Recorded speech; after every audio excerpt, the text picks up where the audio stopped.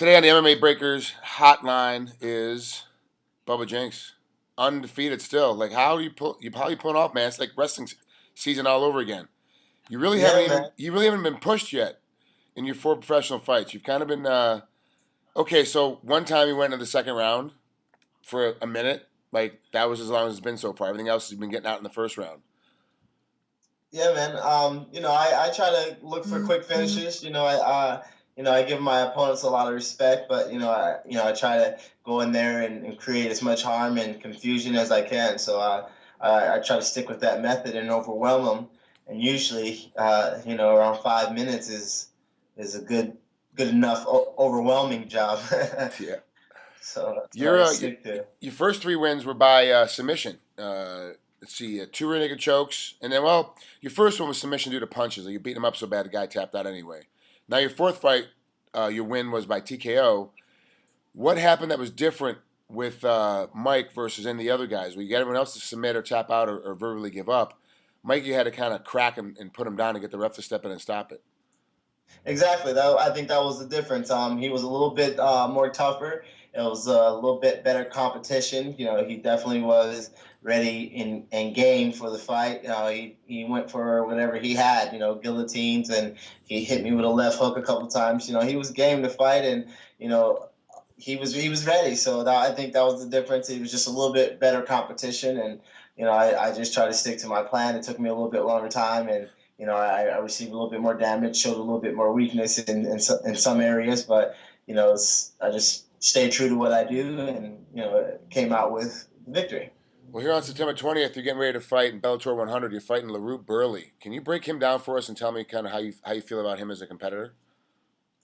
Yeah, I heard he's a pretty good athlete. He's a tough guy. He's got a good chin, and he fights pretty tough. He's got lungs. He goes he fights hard for a long time. That's pretty much the gist that I got from him. That's from what I've seen from his film and what I've been hearing from people that are advising me about the fight. So I'm just ready to go and go put my hands together. He's looking to bang. That's what I hear. He wants to stand up with me.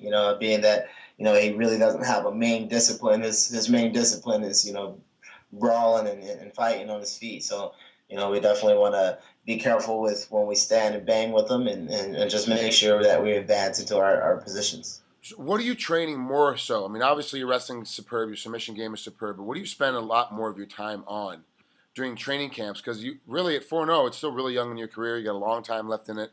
I mean, just getting started. But what are you spending your most amount of time on? And is that the same thing that you need to be spending the most amount of time on? Right now, I'm spending a lot of time on boxing and striking and like Muay Thai, things like that. Everything where I can do on my feet. Back from the basics to really getting an offense going and starting to get some combinations going. So really with practicing keeping my hands up and really getting offensive with the striking, that's where all my focus has been lately, because like you said, it's ride and bite for me for wrestling.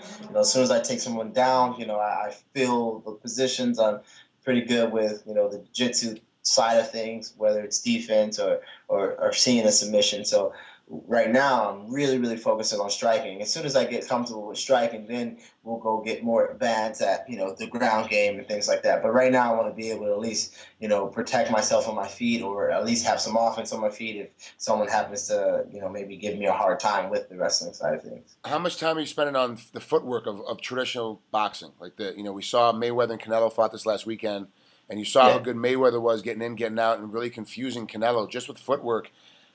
Forget his absolutely. speed, forget how much he hit him in the head. Just his footwork is really confusing for Canelo. Are you spending a lot of time on footwork as well? Every day, every day. Right now, me and Tiki Ghost at Hybrid at Huntington Beach Training Center. We're working on it every day.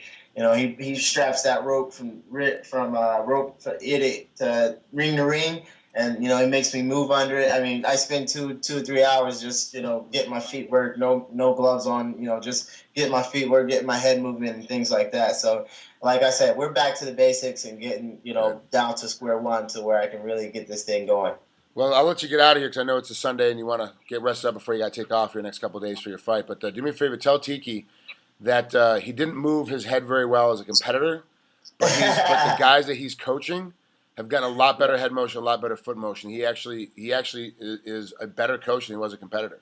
He's done it, which is a tough job to do because he was a very good competitor, and he's able absolutely. to coach. He's taught me some stuff just sitting in a car, driving to a bar, like not even doing stuff that I'm like, oh wow, you get that from Tiki. He makes sense, and I'm really glad to have, of course, your wrestling brother, and like you're part of the family. And then seeing a wrestler go to a guy like Tiki that actually knows what he's talking about when it comes to stand-up game. Like I think for me, it's a really, really good mix. And it's a tough mix to find in MMA today because there's so many egos. A guy like Tiki will try to change you entirely, normally, but because it's Tiki, he's not. He's just like, this is what you need to do on your feet.